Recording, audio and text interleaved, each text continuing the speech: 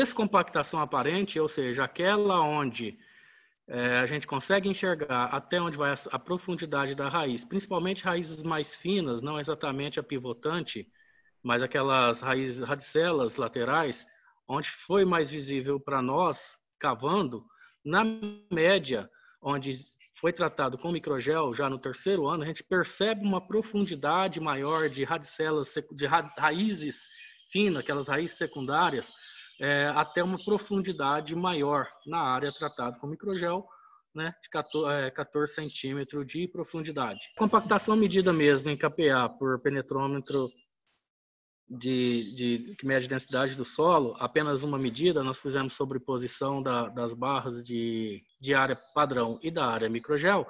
Essa compactação foi medida aos 84 dias após a emergência, onde nas linhas horizontais em marrons, essa que está acima, né, é a área microgel. Nas linhas horizontais vermelhas é a área do lado que não recebeu microgel, aquela faixa, né?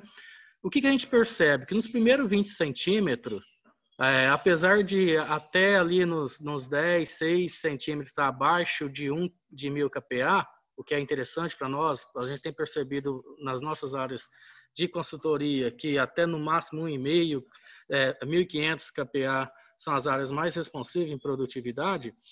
A gente percebeu que ao longo dos 20 centímetros, nessas áreas de 3 anos de microgel, ela ficou bem abaixo de 1000 kPa de 0 a 20 centímetros. E já na área que não recebeu nada de microgel, ela tendia a estar próximo de 1000 kPa já nos primeiros 20 centímetros de profundidade. Quando a gente mensurou isso um pouco mais em profundidade, de 21 a 38 centímetros, extrapolou bastante para as duas áreas, tá? Em profundidade, faz lembrar até mesmo pé de grade, né? Porém, a gente percebia que na área onde não ia microgel, esse adensamento era ainda maior, extrapolando aí os 3.000 kPa. Em termos de produtividade, essa área ainda está colhendo. Por se tratar de área comercial, a gente tem observado nos nossos ensaios, quando vai para parcelões comercial, por se tratar de colheita mecanizada, nem sempre a produtividade é exata, né? 1 metro a mais que uma máquina colhe em qualquer um dos talhões, dos parcelões, contamina bastante a produtividade para fazer efeito comparativo.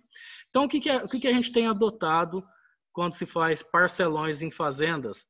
A gente faz o que nós denominamos mapas de pegamento ou mapas de produção. Como que foi realizado esse mapa de produtividade?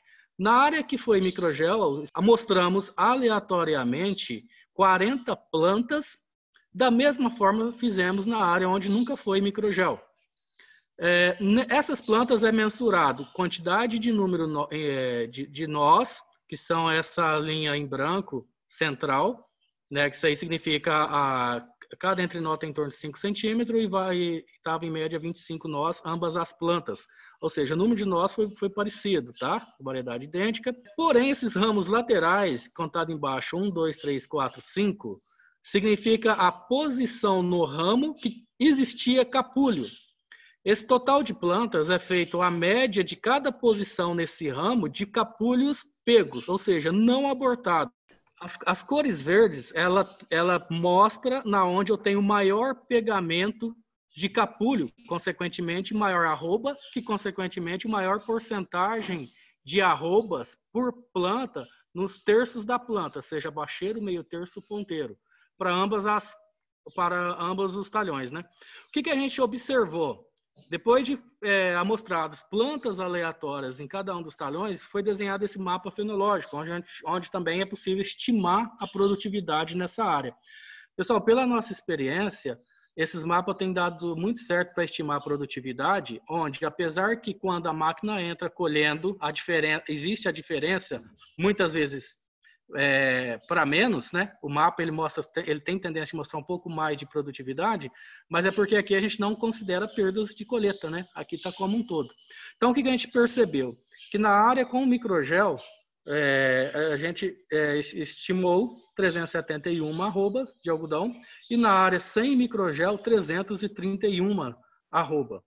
E a gente observa o que nessa planta? A gente observa que na área com o microgel, o meio terço ele teve uma participação maior em produtividade, de 79%, né, de arroba, versus 261 na área padrão.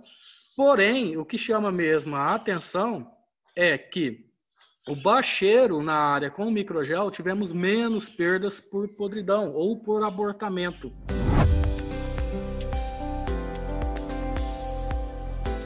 O microgel, em alguns solos que a gente viu, ajudou a solubilizar os carbonatos, aumentando o pH do solo, foi interessante.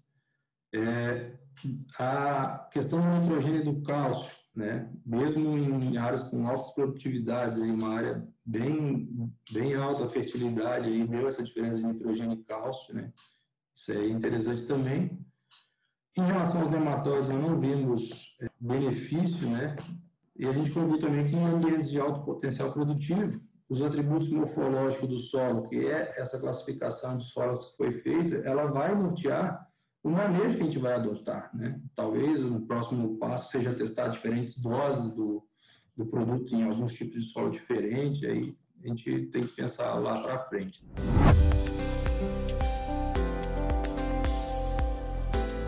Ter como base seria a melhora da microbiota do solo, principalmente solos degradados.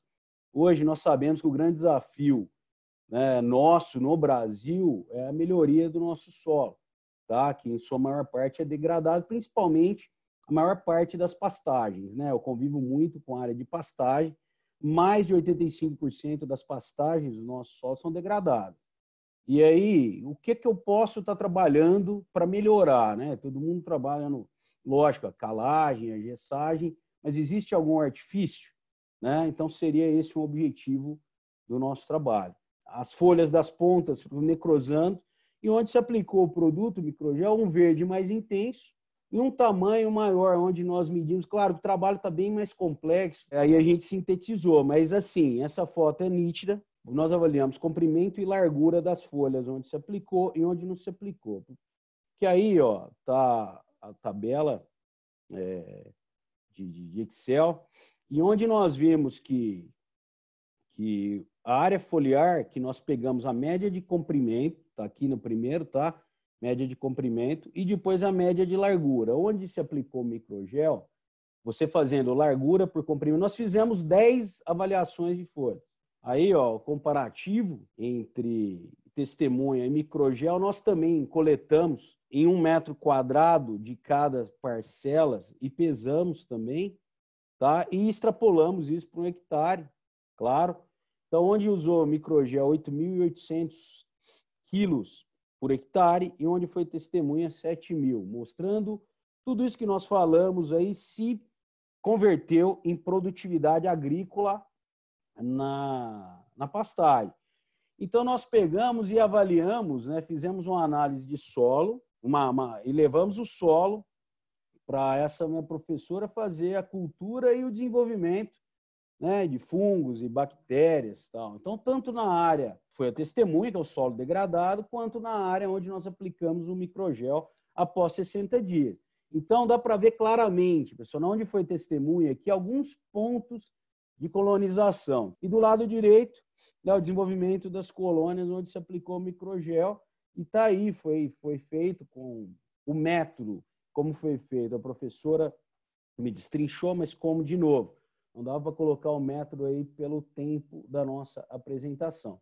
O microgel mostra, como foi falado aí no trabalho, o aumento de área foliar, aumenta também a massa, né, que é o que nós estamos alinhando, né, e foi possível ver o aumento de bactérias solubilizadoras de fósforo e que atuam nesse manejo aí, né, do ciclo, né, porque nós não fizemos nada de diferente a não ser aplicar o microgel, não fizemos mais nada. Mas, de modo geral, assim, os resultados que vocês apresentam são todos muito interessantes, né? De promoção de crescimento, de melhoria de área foliar, de atividade enzimática, tanto em resultados que são demonstrados mais em curto prazo, como aqueles que já têm 3, 4 anos, né? A gente vê uma série de métodos bem interessantes, como vocês usaram, aí, como field view, como avaliação em texturas em solos de natureza diferente também.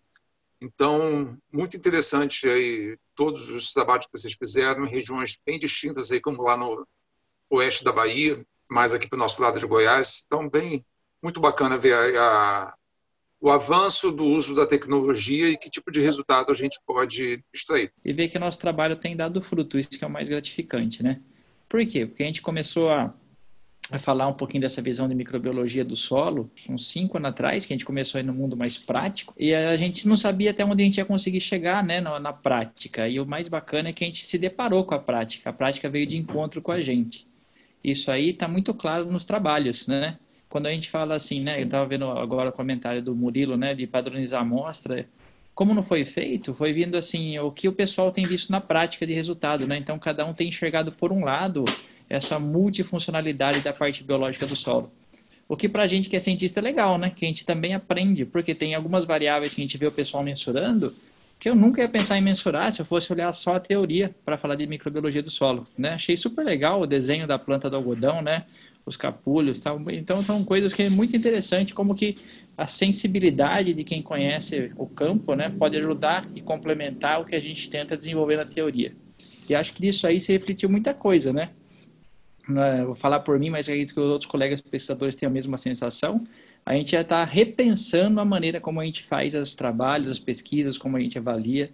Então, isso aí é muito bacana ver essa sensibilidade da parte biológica, né? Vamos usar o termo mais correto, da parte do microbioma do solo sendo funcional. Isso aí eu não tenho dúvida, que tá fácil de enxergar no campo, que isso aí responde, né? Que é um componente reativo no meu sistema de produção. Pessoal, a gente está falando de microbioma de solo. Esse é um assunto novo e é muito prazeroso ver que isso já faz parte do vocabulário de vocês. Eu falo isso porque mesmo dentro da academia, isso tem sido debatido e a definição do termo ela tem sido ajustada. Então, se isso ainda não está nem definido muito bem na academia, às vezes eu ficava preocupado, mas quanto tempo isso vai demorar para chegar no campo? E é bom ver que o trabalho de vocês já toca em muitos aspectos importantes do que significa o microbioma do solo e de como isso contribui para o desenvolvimento da planta. Então, a perspectiva como pesquisador, como professor, que eu assisto a apresentação de vocês, é uma perspectiva de aluno.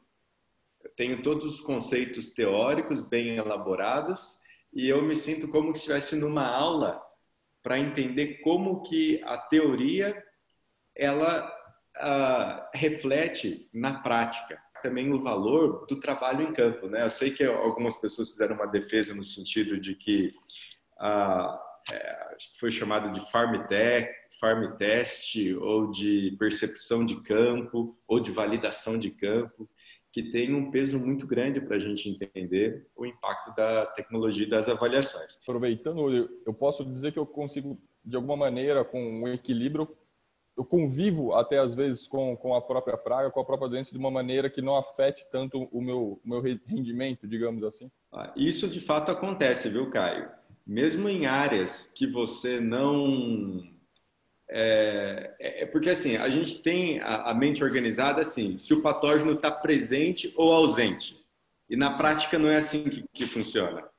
Na prática, os patógenos estão lá, mas eles estão num nível muito abaixo do potencial efeito danoso para a cultura. E um desarranjo, ou um desequilíbrio, ou um fator ambiental, ou excesso de água, ou falta de água, pode causar um distúrbio na comunidade que dispara ou aumenta a abundância de um determinado patógeno. E daí causa doença. Então, assim, não é uma questão de estar presente ou ausente. Ele normalmente sempre está presente, em níveis de detecção baixo, mas o arranjo do microbioma, ele faz com que ele esteja sob controle. E isso normalmente acontece no nosso corpo também. A gente tem contato direto com os patógenos, mas não é toda vez que a gente tem contato que a gente fica doente, porque o nosso arranjo, o sistema imune, consegue manter sob controle. Então, só para relembrar, a gente dividiu em duas regiões, né? Foram 4 trabalhos de cada uma, então teremos dois vencedores aqui do evento de hoje. Então vamos lá, começando por Matopiba, o vencedor dessa regional ficou o Renato Messer. Parabéns, Renato, aí pelo trabalho. E aí, passando agora para o vencedor, então, do Cerrado Leste, Pedro Iora. Parabéns ao Pedro. Acredito que ele teve que sair para estar colhendo uma área de milho, né? O pessoal passou aqui para a gente. Então, a gente vai depois comunicar ao Pedro aí pelo prêmio do Desafio Microbioma Cerrado Leste. E da mesma forma, os demais participantes aí receberão o certificado para terem com vocês. É isso. Muito obrigado. Agradeço a participação de todos, pessoal da banca. Um abraço.